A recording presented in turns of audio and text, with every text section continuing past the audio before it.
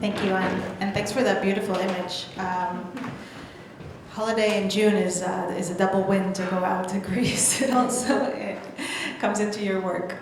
Okay, so we're going to move into our panel discussion. As we've already explained, we'll be talking about AI and innovation today, but with a specific angle, because we think that women bring something different to the potential that we all see and that we all experience these days. On our panel, which I will invite here in a second, we'll be asking questions, we'll be talking about the values that we bring into AI, but then also we will be giving examples of good things that can be done. I mean, what I like about this panel specifically is that the women on the panel are bringing very different angles to this discussion, so I think it's going to be interesting. Following the panel, we're going to have an interactive networking where Anne will join us back and lead. And I hope you didn't have too much breakfast because we have a delicious lunch coming up after that. So lots to look forward to. And I will start with inviting our panelists. While we do that, maybe we can sort out the tech because we're going to need that later. So may I invite to the stage Tal Harary, creative lead for Generative AI for Good. Tal, please join us in the panel. Zada, co-founder of Future Holders. And Paula Kweskin, filmmaker, storyteller, and co-founder of 49%. Let's just see that the tech works so that we don't have any surprises afterwards.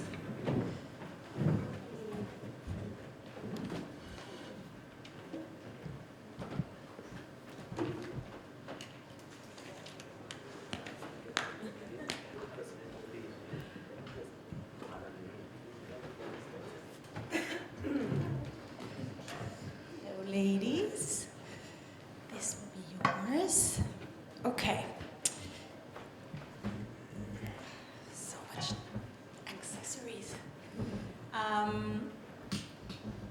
Do you think we can start, or should we? Shomot. Okay, we'll figure that out in a second. We have a video that we want to share with you shortly, which is why this is worth the wait, so sorry about that. Okay, we'll be talking about innovation, we'll be talking about AI, but the angle that we'll be bringing with our lovely panelists is the human aspect. And questions of opportunity and responsibility. And I'd like to begin with Tal, if that's okay. Are we okay, do you think? Yeah. Should we try? Yes, okay, amazing, okay. Okay, yay, okay, Tal, welcome. We want to hear about your work, but specifically, I think it'll be interesting to hear if you can explain the project that you're working on, not just the tech perspective, which obviously is fascinating, and we'll hear from you for a second, but also the human problem that you're trying to solve. So tell us, please, about their voices, and tell us the challenge that you were trying to solve, and why did AI become part of the solution? Okay, so hi everyone. I'm so happy to be here. So my project, actually, I don't come from a technology angle. I'm a documentary director, and I've been working on developing content projects and social projects, and I always had my heart in the impact zone.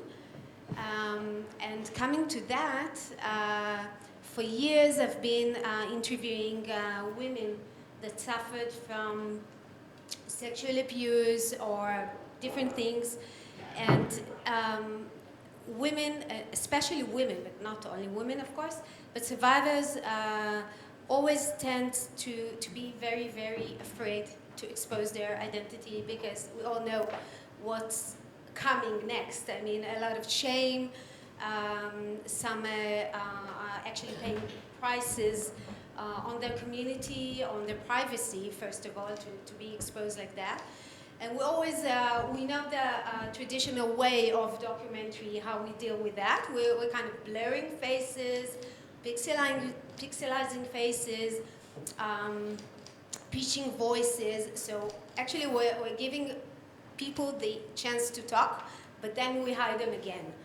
So this is why AI became a part of the solution, because AI actually gives us another option, not just to be blurred or to be silent, but AI also gives us an opportunity to give all these women, all these survivors, and we are actually focusing on sexual conflict relation sexual violence, and we give survivors the opportunity to talk by protecting their identity. So what we're doing is we're taking the testimony and we're kind of breaking the testimony from their identity. We give them not a new identity, but we give them actually new face. So we've built an AI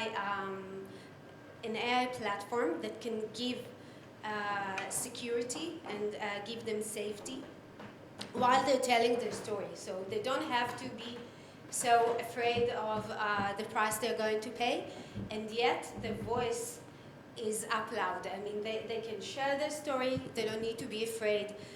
Everything is also secured in our computers, it's coded or deleted, so we don't risk anyone by doing this in the process. And we can see a glimpse, okay, like a little trailer of some of the women that are part of the conflict.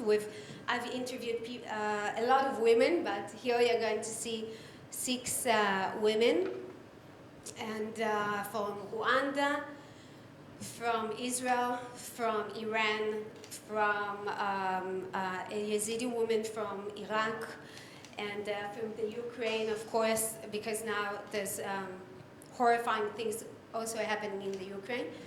And we want to scale up, but let's just take a glimpse and then... Great, let's see, and there's so much to discuss afterward.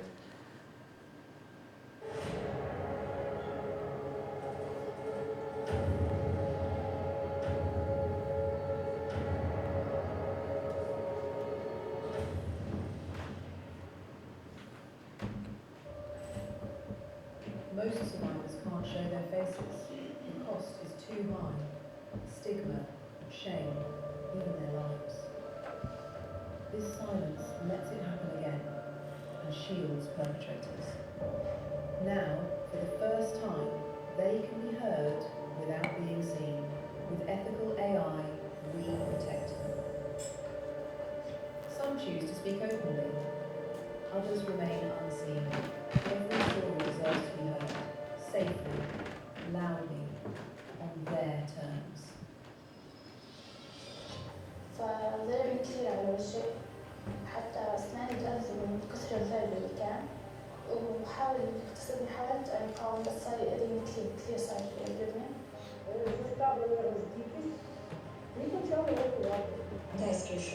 Da isključena dohoda jedna glavna bude. وسألت الألوهية بهم تجاوز الكعب. babaga ari benshi si umwe si babiri kandi byabaga buri munsi ngo kandi nari mfite n'abana kabgayi ב-7 לאוקטובר קרה לנו נורא מכל, רצחו את הבעל של נדב, ירו אותנו לחלק פרוד בתקופות מאוד אכזריות. كنت عجزت من 9 أحد فكانوا يطلبوا منا سوق النحل كنت أعلم عن الأمن والرئيس إلى حالي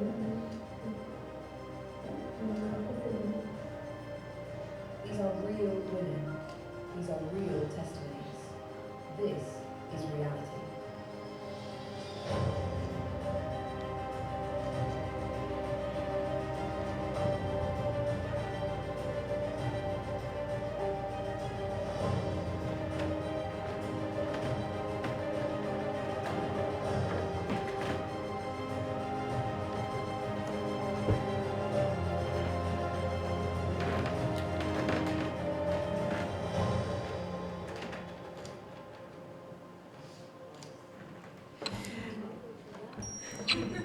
Okay, so there's a lot to unpack here, Tal.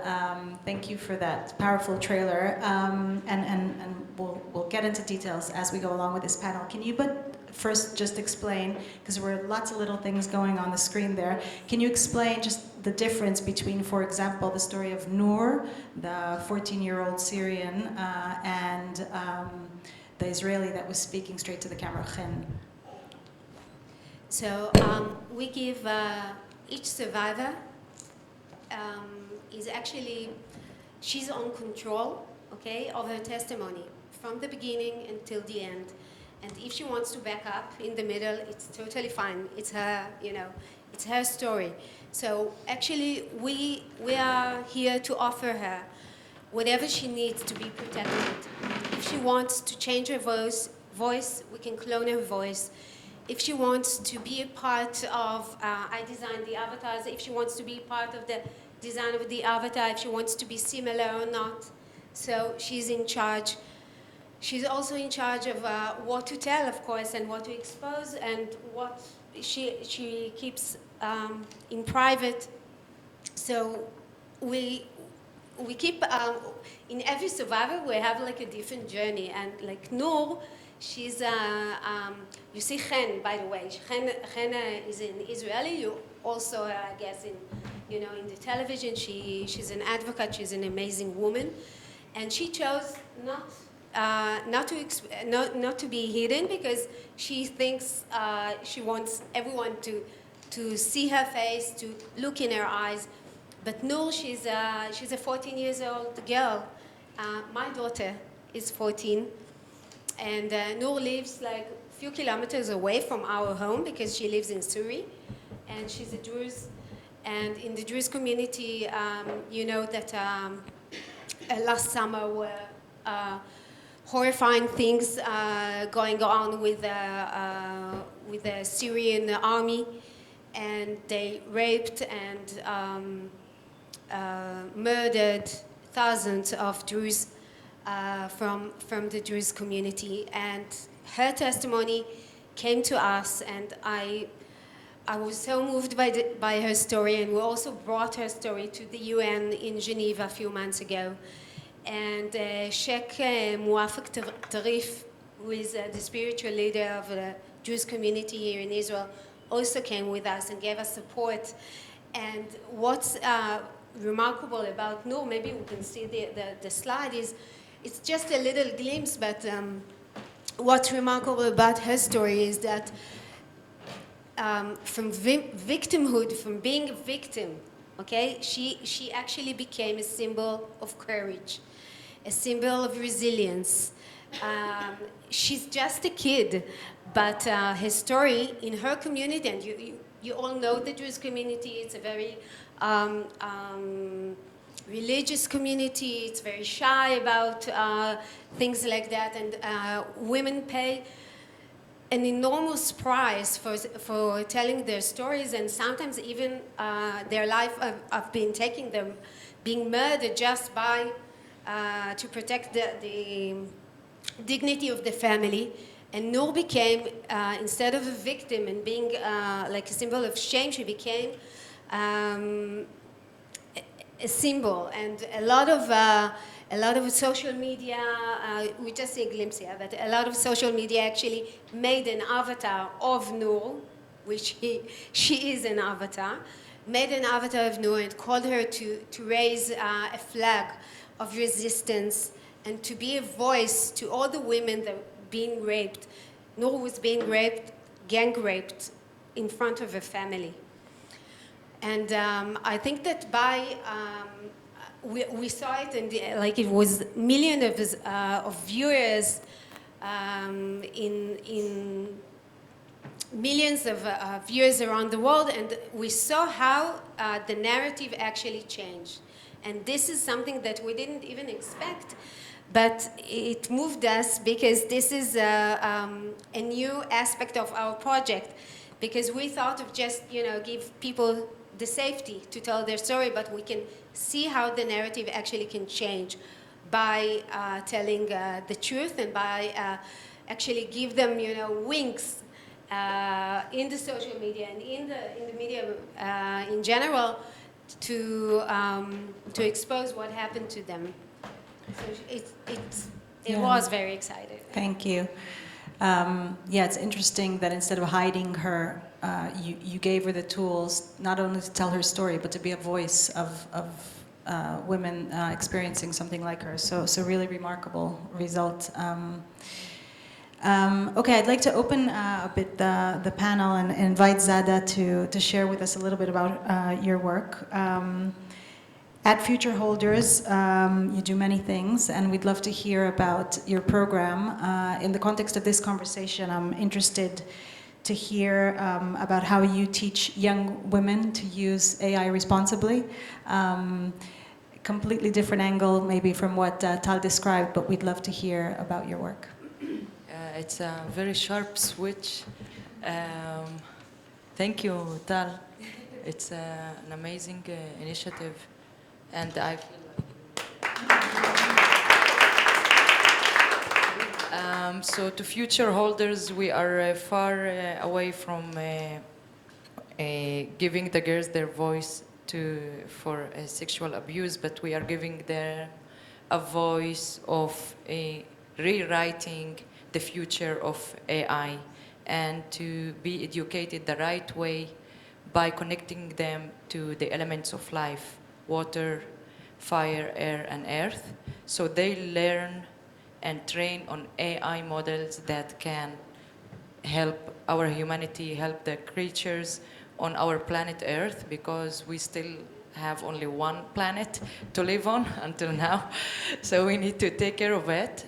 What we do is training programs for young girls in Israel and in Middle East and around the world, online programs and offline programs, to understand how they can be innovators of AI technologies that are driven to save our planet.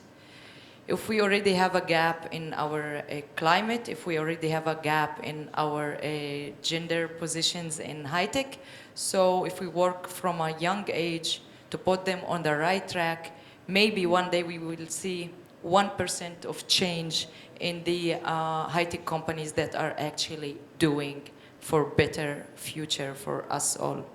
And the part of Jewish and Arab is very important for us since we live here and we are facing a very difficult reality.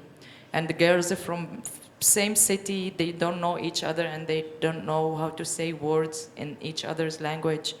We found them in high-tech companies working together on projects, developing projects and being trained on AI for good models that connects them in the end of the day. So one story that I can share. Once I had to replace our trainer in our program in Haifa in some school, and the girls didn't know I'm Arab. One of the girls said, "I hate the Arabs." I told her with a smile, "Why, honey? Why you feel like that?" She told me, "They want to kill us." I told her, "Why you feel like that? All Arabs want to kill you." She told me, "This is what we hear. They want to kill us. They are killing us. October 7th and all of this." So I told her, "My dear, I am Arab. Do you feel I want to kill you?" She said, "No, I didn't know. I'm sorry. I didn't know." And after that, she told me, "No, I love you." I told her, "I love you too." And it's okay to express your feelings. It's fine to show your fears. And this is the way we can actually solve our big conflict. On the end of our yearly program that Arabs and Jews meet in high-tech companies monthly, in the end of the program and the demo day, she came and said, "Salamu alaikum." And she was a friend of many other Arab girls in that day. And that opened my heart that even though we can see extreme voices around us, it doesn't mean they are extreme inside. It doesn't mean they are extreme also with AI. If we hear extreme voices about AI, it doesn't mean deep inside it's the reality. we can find the light in another way, just in a dialogue, if it's about AI or about nationality or who is that for. So Future Holders for me is a baby since 5 years ago until today, and it's still a baby growing. And I'm very proud to be here presenting it for you today. Thank you. Thank you.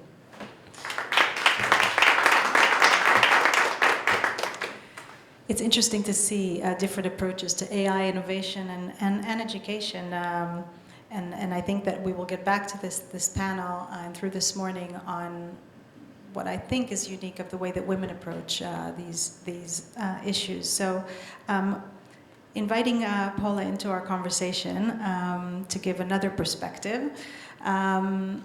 As a filmmaker, as a documentary filmmaker, you spend your career telling real stories. And I'm curious, kind of bringing you into this conversation about AI, about the role of documentary filmmakers. You and I had a discussion before this panel on how, as a documentary filmmaker, you're not just behind the camera, you're part of history, and you're recording real people, and you're engaged in real life. Can AI replace that, do you think? Absolutely not. Okay, done. Bye.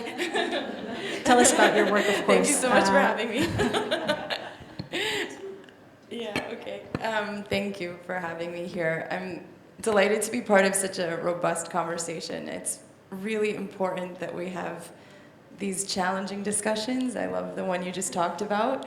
We just have to be making ourselves uncomfortable nearly all the time, and then we'll get somewhere. So I'm a documentary filmmaker. I'm also a human rights lawyer, so the intersection of that work is what gets me up every single day. And so, of course, I use AI, and I'm delighted by it, but I'm also very nervous, and I think what I want to bring to this conversation are some guideposts, some points for consideration, and perhaps some warnings. Although, of course, I use AI every day, and I don't think we can put it back in the box, nor do I think that we should put it back in the box.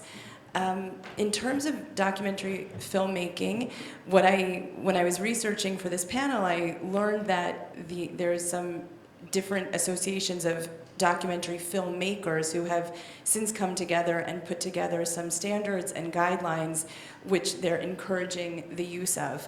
Because, of course, AI can help documentary filmmaking by going through archives, by, of course, graphic design, for that simple thing.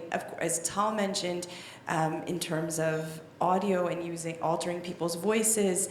I mean, we use AI every single day. If we have bad sound equipment, or if we miss something, we can clean out the backgrounds. This is just a part of our everyday life.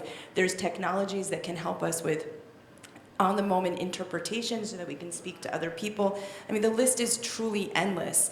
But I think that we need to also consider some guidelines and structures. So, for example, if AI is used in documentary filmmaking, and perhaps we should even zoom back for a second and say documentary filmmaking is different than narrative filmmaking. It's nonfiction versus fiction. So when an audience member comes to see a documentary film, they believe that they're seeing something real and authentic. It's not a story that's been made up. Rather, it's a story that's been researched, that hopefully has journalistic integrity, that has multiple perspectives and nuance, that's using archival footage and so on. And that through the stories of the real people that are telling their experiences, we're learning something new and we're being moved along on a journey. And so if we use AI technologies in these spaces, then I think we owe it to the audience to let them know that we're using this. I think that there should be distinctions made. My largest fear and concern is that, and Tal, I love what you all are doing. I've spoken to Shiran many times, and I think that there's so much value that can be added through this technology. So please never mistake my concerns for open criticism. But my concerns with generative AI and for victims is that the audience is seeing something real in the story, but they're not experiencing something real. They're not experiencing an actual person sharing their story, and we learned why that's so important and why that's so powerful. But unfortunately, what happens is that the audiences and some of the bodies who receive that testimony can be more dismissive of the testimony because is it real or is it fake? And I think that Tal's project is doing a phenomenal job with guidelines and with metrics and being very, very specific about and transparent about the actions. But working in the human rights space, I have seen the dismissal of testimonies that are in AI, and what they're doing is saying, we're not even going to pay attention to this. We don't believe what we're seeing because, and they can just throw out the entire narrative. I also want to point out something incredibly painful. I've been doing some writing and speaking about the recent report from the Civil Commission on the atrocities committed by Hamas on October 7th. This very important report came out only 2-3 weeks ago. It was led by Dr. Kochav El-Kayam Levi. It's 1,800 pieces of evidence plus hundreds of hours of testimonies about the horrific atrocities of that day. These are all real pieces of evidence that have been documented and archived and with very robust methodology. An entire report of over 300 pages has been written. And these atrocities were filmed. They were not AI. They were not only filmed, they were live streamed. And yet much of the world is still in denial and calling into question the authenticity of these videos and of these archives. And I'm really asking all of us, how can we live in a world where actual real footage and documentation is being called into question, and we have such important AI testimonies that are also coming to support and strengthen these questions, afuch al afuch al afuch, as we say in Hebrew, right? So again, as a human rights lawyer and as a documentary filmmaker, I'm asking these questions. I don't have the answers, but I think it's really important that we bring up these debates. Thank you very much for raising all that. I do want to show another video of your work that I wanted to remind you that we wanted to do. So we'll see that. I think a good example of how documentary filmmaking, maybe not as polished, brings that authenticity. So we'll show that in a second, but I want to keep this momentum because I want to get back to Zada to also help us think of this question of fake versus real and authenticity. If you could help us think what the young generation is talking about. But we're going to watch the video and you're going to think about that question. I grew up as a religious girl, and I was always a feminist. My father used to make jokes about me, like he thought it was funny, and he said it will pass his feminism for a young girl, but it was wrong. Rape has no context. Rape is not resistance. We fight back.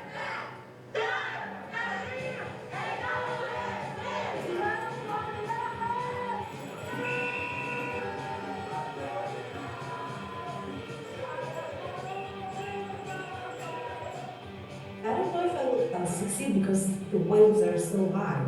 But in 20 years, when they'll ask me, where were you? I was fighting. Okay, we're back on the topic of sexual abuse, which is not, it doesn't have to be the only topic of this panel, but could you just, Paula, comment before we move over to Zada on specifically this angle of what do you achieve with the authenticity and what kind of message can you convey with, because AI maybe is not part of it? Right. Well, this is a clip from my most recent film called In Protest. It's a story about Moran Zil Katzenstein. Maybe some of you recognize her. I filmed her over the course of 3 years, but during the judicial protest reforms into the horrors of October 7th and beyond. I'll brag and say that we won the Audience Award at the Miami Jewish Film Festival, so I'm really proud of that. It's a story that I was really not sure how people would receive it. There's a lot of questions about left and right, and you can imagine, and I'd be happy to share it with you all at another time. But it's really funny watching this back because we were a really low budget production. We just like ran to Kaplan Street whenever we could with a camera. Eventually, like, this is a Zoom interview. I mean, talk about like scrappy, right? And a lot of the footage is also a collective of photographers and journalists who made a point to go to every single protest over the last 5 years. And now their archive is being included at the National Library in Israel. So again, I'm sure you all are getting to know me, and it's by no means criticizing AI, but it's showing the tension and how I didn't realize when we kept filming her and we just kept going and going that this was forming a historical record. And now actually Moran is running for Knesset. So even more so, this is a part of this woman's life and this story of Israel. And it's as real and scrappy and choppy and poorly filmed as it can get. So. Great, thank you so much, Paula. So I'd like to bring us back to this question of ethics and spend a few minutes on this before we open up to questions.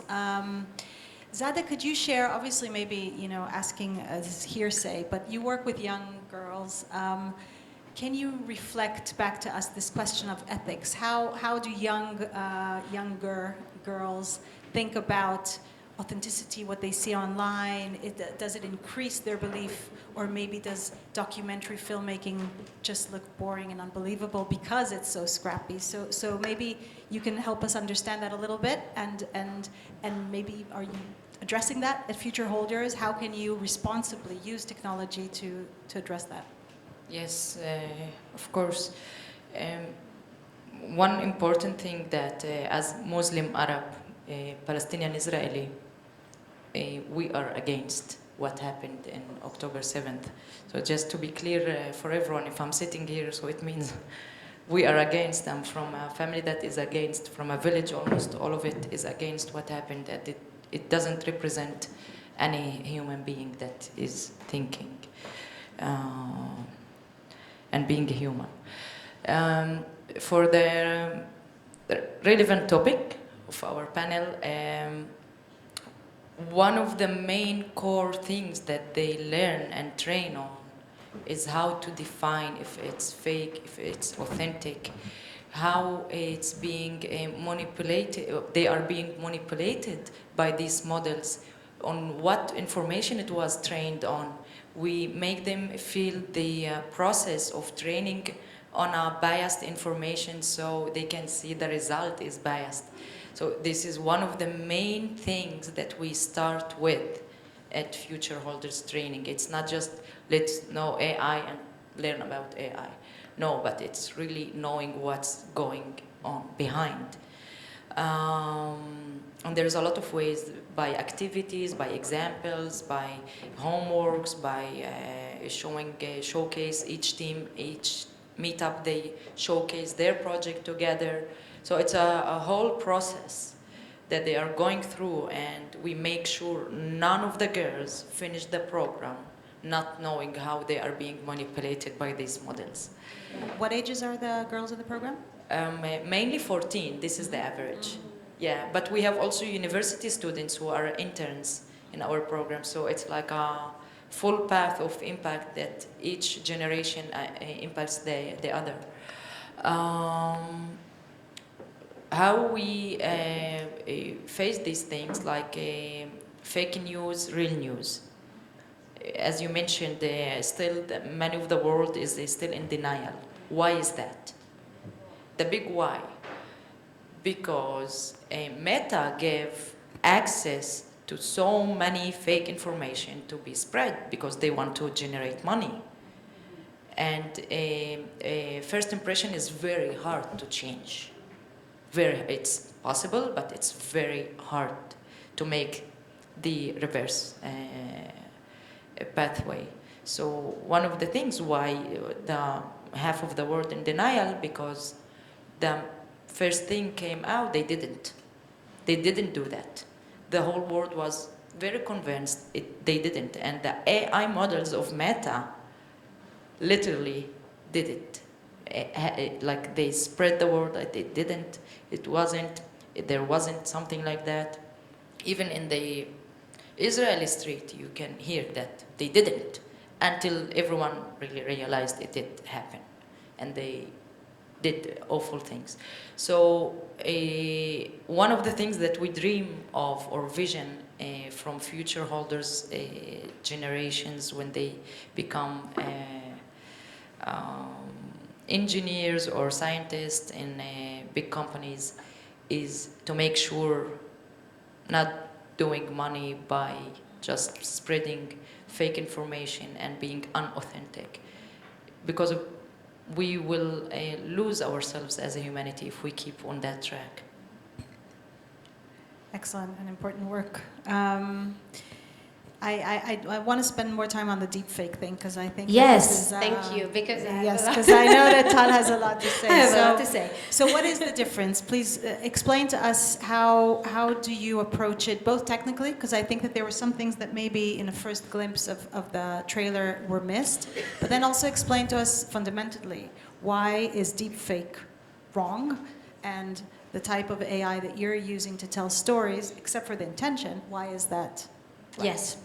So first of all, we work in an ethical environment. This is our framework. And we have a few pillars, okay? We have authenticity, transparency, consent, safety, and non-discrimination. And these are really like the pillars that we're going, you know, and respect every day in our work, because I can totally understand you. And my kids are also like, oh, Mom, this is fake. This is like in social media, they don't know what is real and what's not. And we also don't know anymore what's real and what's not. And this is only will get worse, because the sense of reality is something that we're it's about to change dramatically over the next few years, and we don't even know where it's going to get, because everything is so vague. You know, the lines are so vague. And this is why transparency is something that I believe is so important in my work, and by the way, in every creator's work, if it's documentary, if it's news, if anything. I mean, I've developed like an AI icons that actually tell you, the viewers, what you're watching, because you don't have any idea. So I don't know if you missed it or not, but I'll be happy even to show you later. But on every frame there is like an explanation. An icon says, this voice was cloned, or this is an AI avatar. And now you're watching a real person, also to mention what's real, not just what's fake. And I believe that by being so transparent and letting everyone knows what's been what was manipulated and what wasn't, this is something that is essential for the sense of trust, because, you know, then you can trust it. I mean, when someone is telling you, yes, I use AI, and I know we all used to have like deepfakes, but deepfake is an imitation of reality. It tries to look real, and what we're doing is we don't try to look real. We are real, but we use the fake, the ethical deepfake, okay, to give protection, and we're also mentioning it, and we are so transparent around it, and this is something that it can't be missed when you watch such testimonies. And I want to mention something, because you mentioned October 7th and everything, and because we have also Israeli survivors, and as you said, there's no attention, even after seeing all those horrifying real videos and real stories that went out, and everyone was, no, it's a fake. So we learned that by having also an Israeli in the front line of survivors, it gives people from abroad, I mean, people that also are against us, they are more, they listen, because you don't see just Chen or others Israeli survivors. You see survivors from around the world, from different countries, and you get it that it's all the same story. Sex as a weapon of war, and this is something that we all have to be against, and it doesn't matter what religion you are, and what language you speak, and where you come from, or whatever. And also, when it happened, I mean, Rwanda happened like 30 years ago, and people and women didn't even speak out. I mean, this woman has haven't been sharing. She didn't share her story for 30 years. For 30 years, and she was crying when I interviewed her, because she said, finally I can tell my story, and finally I can be also protected, because she had a son from the rape, from the horrifying gang rape her for 100 days, and she had a son, and she can't be exposed in her community. She can't say she was raped. So by giving all these women the same stage, sitting, you know, but next to each other, when you see it, you get it that it's all the same story, and it doesn't matter, because it's the agenda. It's the agenda of I'm sorry, but men, okay, that sex is used as a weapon of war, and this is what we're trying to end. So yes, we're using AI, but when you're doing it on a responsible way, I think it's something that everyone are facing it like differently. You don't think it's a deep fake.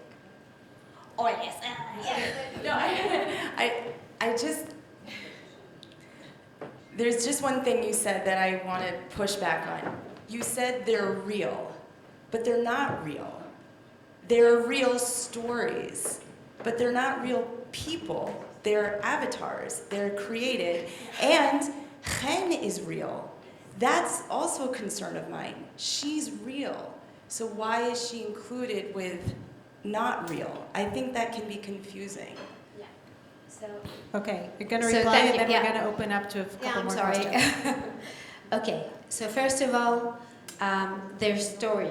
Their story is real. Okay, the story is real, and the voices are also real. By the way, Noor wanted to change her voice at the beginning, and we cloned her voice. And then after she saw it, she said, I'm sorry, but I don't want to clone my voice. I want everyone to hear my story in my own voice. So, because this is my words, and I can't show myself. She's a minor, and no matter what, people would kill her for that. But I want to share my story, and I want the whole world to know what I've been through, and I want to advocate this. So this is why, yes, their voices are real, and we mention it, you know, on the clip. And yes, Chen was.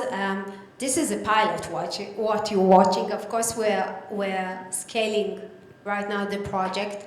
We want to have more testimonies, more countries, Afghanistan, Sudan, that is so many. But the stories are real. And when you make the difference, so it's important. And yes, Chen is real, and she wanted to take a part of this project, so you know, we hugged her, because we filmed it also in early stages where other Israeli survivors didn't speak up. So it was important for us. But we are in touch with other Israeli survivors that doesn't want to talk out loud. They didn't share their stories yet, and this is also something that they now checking because it's a way for them to share it. Okay, thank you, ladies, and thanks for the lively debate. I do want to open up to our audience with the few minutes that we have left. Please. Can I use that? Or I will use myself. So maybe you can also say your name. Everyone wants to talk, so say. Please, and I'll repeat your question if someone doesn't hear it. Yeah, my name is Ayelet. Thank you very much for the panel, and it's really very important to learn about AI and how women are using it now. The first thing I want to say is like about the real news and the fake news. We need a way of verification. I'm an engineer, and I also want a proof for everything. So I want a real resource that I would see who's the one talking behind the scene. I would see like an avatar. Maybe I would cry. Maybe I would not, because I know that it's an avatar. I may not have the same feelings when I look in the eyes of the woman who's speaking her voice. The voice itself, when you feel like someone is speaking and they are talking about a pain that they have been through, this kind of like trembling voice also gives you the feeling, which we miss in AI. It's not there whatsoever. So I would recommend something like to work on is like a verification of source.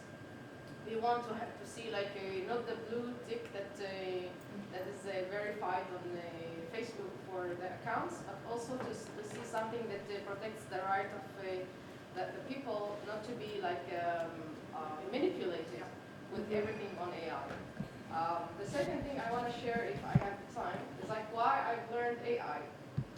I come from a family that doesn't allow women to show on social media, and this is one of the restrictions of my life because I'm a businesswoman. And I want to go on social media to talk and to show the people the cases, what I have in my shop and everything, and I'm not allowed by the family. They will like fight me back. So I used AI, first of all, to hide my identity and not to show my face, and just to say whatever I want to say and to market for my business. The second thing is that I work in IT. I sell technology products. So the people do not trust women to talk about things, especially that now we're on the World Cup. I've made an advertisement with my own voice. I've used it. I didn't show my face. I just showed the equipment that would be suitable for the World Cup, and nobody interacted with it because this is a very like a masculine thing that we have to talk about. You're talking about the World Cup, so nobody interacted with the video that I made. I made another video with a man voice to promote for the same equipment, and the interaction from women and men was really like the top.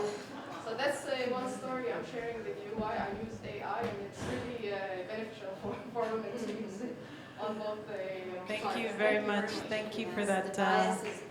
Fantastic. I just want asked how to mention, reply on the ethical guidelines that you. Yes, I used real voices because I totally agree. I mean, there's nothing like a real voice. Now you have like 11 labs where there are partners with us, okay, in this, we're collaborating with them. But 11 Labs has a very, very high technology of manipulating voice, but there's nothing like a real voice, and there's nothing like being connected to a survivor and interviewing her, and no AI can replace it, because when she trusts you, she's trusting me. She doesn't trust the AI or the technology. And this is a process of human beings being connected. And it doesn't matter what language, but she's connecting with me and she relies on me. And you know, when in all my years of, being a documentary director and stuff, I always said that this is like the Hippocrates, Hippocrates, Hippocrates, the oath.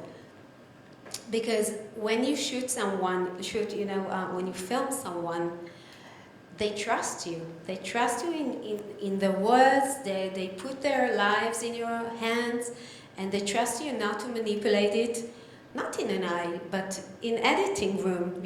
This is also like manipulation that we're doing.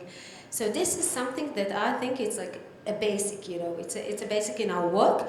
And by the way, the toolkit that we've developed with all the icons, this is something I'd be happy to share with anyone. I can send it over, and I'll be more than happy that it'll have wings, and people will put it in their work, and it doesn't matter in what. By the way, it can be commercials, it can be whatever. But I think people have to know what they're watching. They have to know it's there. Yeah. Okay. Thank you. Any other questions? I think we have time for one more. In the back? Sorry. Yes, please. Join us.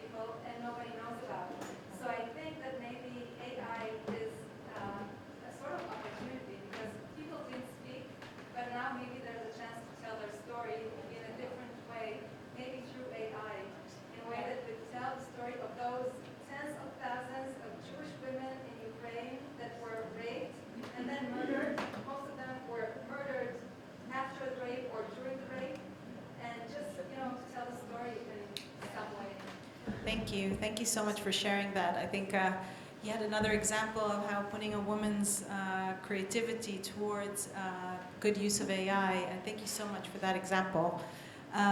We're almost at time, so I do want to close this panel, fascinating panel discussion. I'm going to ask each of you kind of to wrap up in one line, because we do want to end with a more hopeful approach. Not because there aren't problems, but because I think that's one of the qualities that we bring as women, a rounded approach to reality and to the future. So I'm going to ask you, and if you can comment kind of in one sentence, if we're here in 5 years on this beautiful stage again, what is the one thing that you think, one change that you hope that AI has created for a different reality in 5 years' time? I need a minute to think.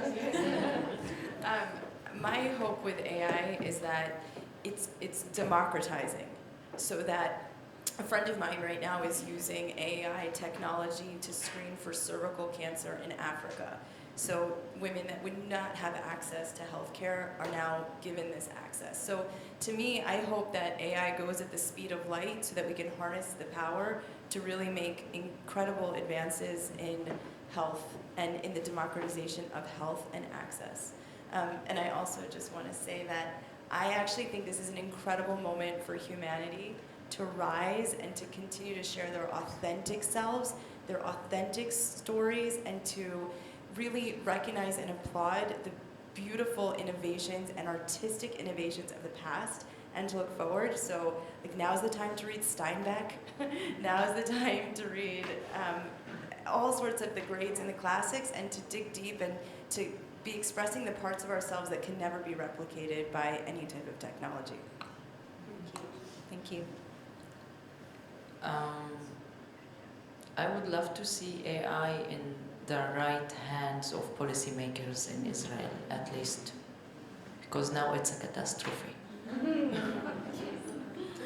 Enough said. Thank you. So true. Yes.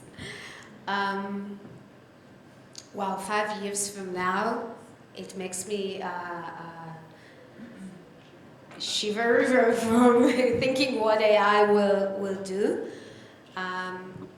What I hope not AI will achieve, but what I hope humanity will achieve is, or gain, is their responsibility on that tool. I think this is the most important thing, because it's a cannon, it's a loose cannon, and I think we need to control it. We need to dictate the values that are guiding this AI, and I truly hope that humanity will manage to do that. Amen. Yes, please. Is going back to October 7th, and my opinion on that.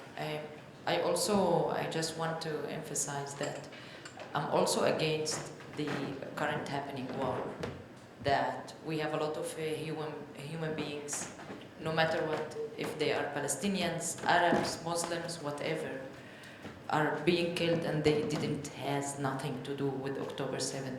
So we also need to reconsider as women how we can take our region to a different level instead of violence, leading it, maybe by AI, maybe without it, but leading it to a different place, because we are repeating the same loop of violence and killing and raping, and I would love to see that in 5 years as well, maybe AI give us a solution, not seeing us again in a different bloody war.